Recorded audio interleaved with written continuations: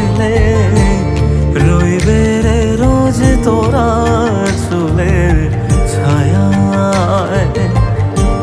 তুই নাকি মাসার বোঝনিন, তোর কাছে নয় কিছুই কঠিন। তোর ওই দুটি চরণ তলে থাকবো আজীবন। শ্যামা মা তোর চরণ